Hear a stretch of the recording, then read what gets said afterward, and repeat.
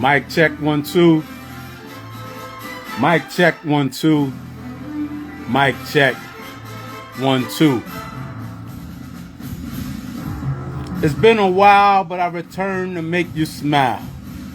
And anyone viewing, I'm asking you to share this on Facebook because I haven't learned the cross-platform technique just as of yet. So I chose to speak on IG because it has a larger outreach, but I know a lot of people on Facebook. So this video is public. Mic check 1 2. Mic check 1 2. We got to get to it.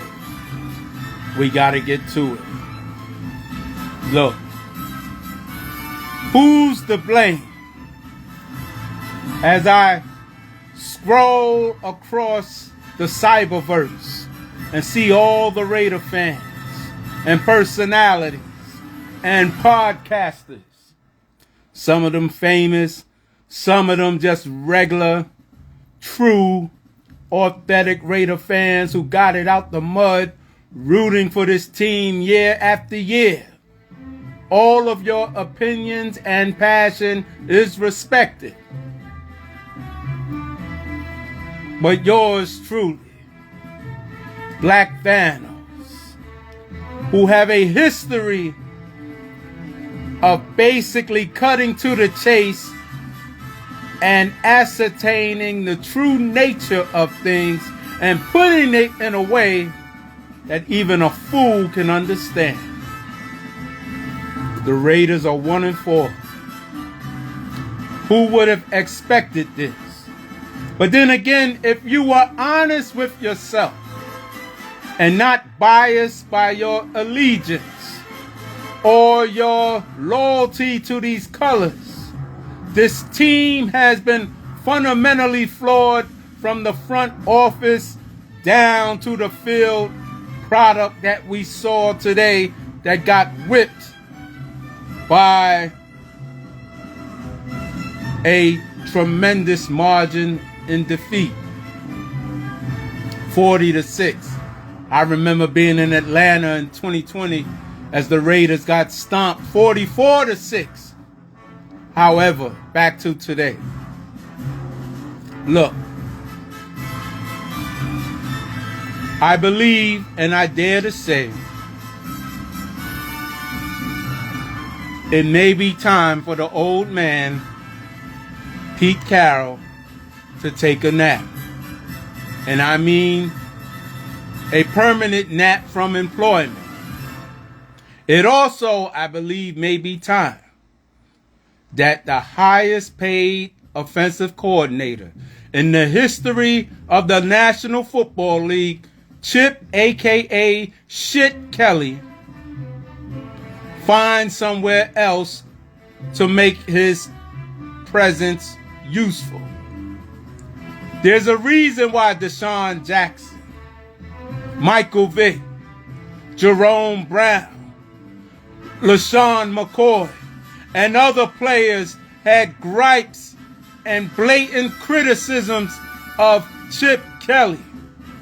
Michael Vick, who's won an MVP, yes he did, actually said he cried more under Chip Kelly than he did while he was in federal prison for his, well-known offense. That's deep. And I've listened to a lot of you give number 4, Derek Dallas Carr, endless grace and excuses as he went through a plethora of coordinators. Greg Olson, Mick Lombardi, Bill Musgrave, Todd Downing. And it was never the fault of Derek Dallas Carr when he threw interceptions, when he fumbled, totaling 151 turnovers in his tenure as a Raider, leading everyone in that category for a 9-year period, tying Archie Manning for the most losses in a 9-year period. It was never his fault. Well, Bill Musgrave must be fired. Greg Olson don't know what he doing. Todd Downing, who Derek Dallas Carr wanted because he was Carr's personal friend and Bible study buddy, and that's an actual fact, had to go. So now, Geno Smith, coming off 3 consecutive winning seasons, a man who's won the Comeback Player of the Year award in 2022. Yeah, Geno did that. Now, all of a sudden, under Chip Kelly, who LaShawn McCoy don't like, who Deshaun Jackson don't like, who Michael Vick cried like a little girl under from anguish and frustration, sitting his fat jelly donut, high cholesterol, diabetic candidate ass, bacon roll-up sniffing ass up in the skybox, away from his team, like he's too good to fill the pulse of the action, to intervene, to interact, to face-to-face consult with the offense as we are struggling. But I can't put all the blame on Chip Kelly. Yes, he deserves a lot of it, because when you're paying somebody $6 million, you don't expect to score 6 fucking points. Now blame AP for that. But Mr. Spytek, who was brought here, who just happened to be a personal friend and colleague of Tom Brady, now a owner, supposedly, of the Raiders, part owner, with no GM experience. Some of you didn't give a damn about that. I was wailing and whining and warning you like Noah, telling people about the flood. You wouldn't listen. Spytek somehow usurped Champ Kelly, and not one of you popular loudmouth Raider podcasters with your graphics, with your production, with your witty remarks can explain to us exactly why Champ Kelly left the building.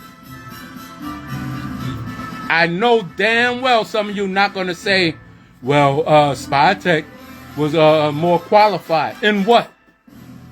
Did you ever look at Champ Kelly's resume? Years with the Bears. Years with the Giants. And as a interim GM, Champ Kelly, he led the Raiders to a winning record. He did that along with AP, along with Patrick Graham. He did that. But somehow, you don't want to keep Champ Kelly. You use the old ism word. I'm going to say nepotism, favoritism, and maybe some other ism to bring Spytek here. And our O-line ain't no better than what it was a year ago. How in the hell do the Raiders sign literally the 2 worst graded offensive linemen on the free agent market, and you expect some measure of fucking success? I mean, if you want to sabotage Geno, just be a man about it and say it out in the open. On top of that, Chip Kelly and Brennan Carroll, another fucking nepotism WEI hire. He's playing offensive linemen out of position. JPJ, that spirited kid, number 58, who actually won the Remington Award as the best center in the goddamn nation while in college. He's not playing that position. Instead, we have somebody who never played it before. And today, you watch Meredith, who I call Burgess Meredith, as in the old wrinkly big-nosed penguin from the fucking Batman show. Wah, wah, wah. Look absolutely inept, confused. You saw Gino erupt and had to scream on him like an 8-year-old in Pop Warner. So there's a lot of organizational malpractice while Geno Smith is the convenient linchpin or the pinata for your frustration. Now look, make no mistake. Geno has been looking terrible. He leaves a lot to be desired. But for every effect, there is a cause. Geno didn't look like this when he went 10-7 just a year ago with the Seahawks in a division with tough defensive opponents like San Francisco and Arizona and the Rams. He didn't look like this. Did he drink some magic potion? What's happening? Oh, right. Geno has to be the reason.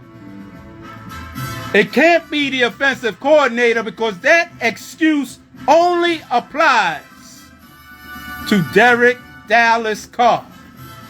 You motherfuckers gave him more excuses than O.J. Simpson lawyers. Now call me a liar.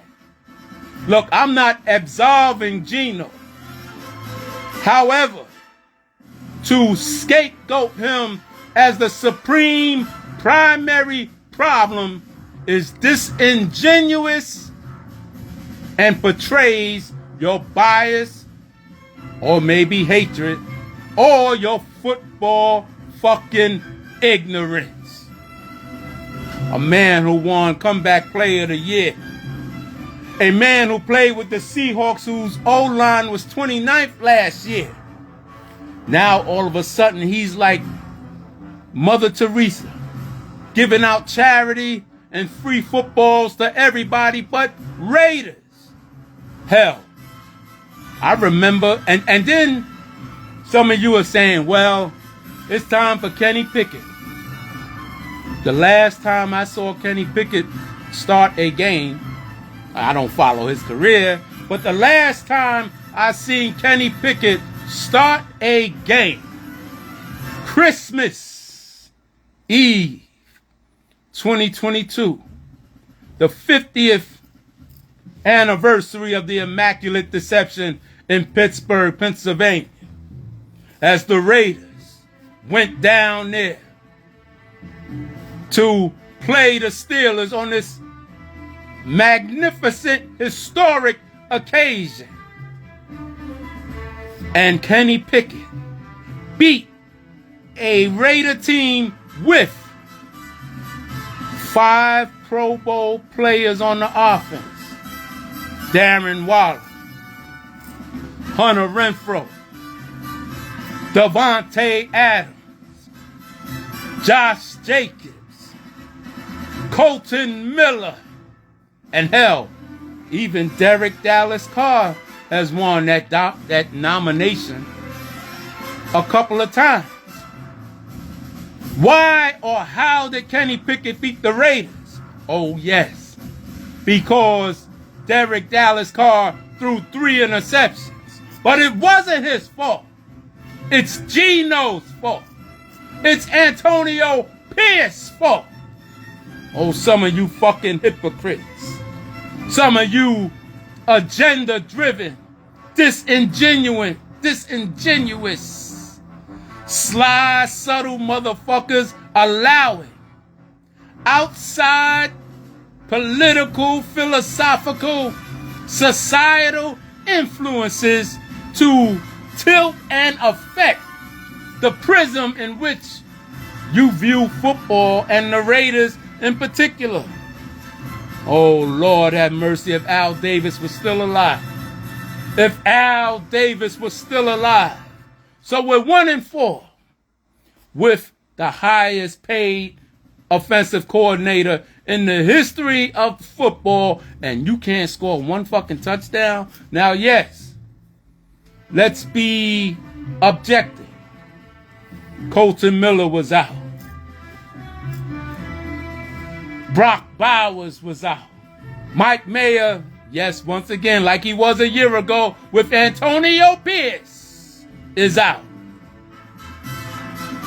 So that's a significant chunk of the offense because you don't have a number one wide receiver. Jacoby, I love his effort. I love his spirit. He's given us good production for who he is and what he do. And the Raiders don't even want to pay him. I mean, you can't make this shit up. The Raiders had the second highest amount of free agency money of any team in the league. Out of all 32 teams, the Raiders were numero dos. That's number 2 for my Spanish-speaking friends. And as I speak, I believe they still have 30 plus million sitting around. You don't want a number one wide receiver. You got a bunch of rookies and neophytes. And Jacoby, who's a number 2 for 98% of the fucking league. But it's Geno's fault. You got offensive linemen playing out of position. It's Geno's fault. And yes, Geno threw 2 interceptions today. One of them was horrible. Tip passes, that's part of the game. Ain't that right, Derek? Huh? When I was in New Orleans in 2022 in the Superdome. And the first time in history, and I've been watching football since 1977. I've never seen a team or a quarterback play over 3 quarters and couldn't cross the 50-yard line. And I've seen some great defenses. I saw the Purple People Eaters in Minnesota. I've seen the Steel Curtain with L.C. Greenwood, Jack Ham, and those boys with the Steelers. I've seen the Doomsday defense with Randy White and Charlie Waters and all of them. I've seen the Orange Crush defense. I've seen the Raiders defense with Ted Hendricks, Tatum, and those boys. And somehow the Saints shut us out. So yes, I've seen a lot of bad games by Raider quarterbacks, and nobody was sick and tired. Well, we got to bring them back. There's nobody else in the universe. And some of you, when I read your comments, see you in these threads, I already know where you from by how you think. Well, under this team, Derek Dallas Carr did this and that. This team would be better under him. This man has been retired, got his wife waking him up in the morning, didn't do nothing with the Saints. Actually, at Mardi Gras 2 years ago, down there in the French Quarter, there was actually a float made of Derek Carr's likeness, an effigy, calling him the Emperor of Empty Yards. But you, Mr. from Fresno, Mr. from Bakersfield, all you Fresno, Bakersfield, Pinole motherfuckers in that region, I don't know if you go to the same church. I don't know if it's something in the water or it's some hometown affinity thing, but you can't let go. What the hell do we look like bringing somebody out of retirement when for the last 2 years, the Raiders already had an opportunity to get their franchise quarterback? Did you think Antonio Pierce had Jayden Daniels on the sideline in the last game of the 2024 season so he could meet Gorilla Rilla? Talk to me. And then when Adam Schefter confirmed my suspicions, confirmed my public statement that motherfucker Tom Telesco from the charges never even called Washington about a potential trade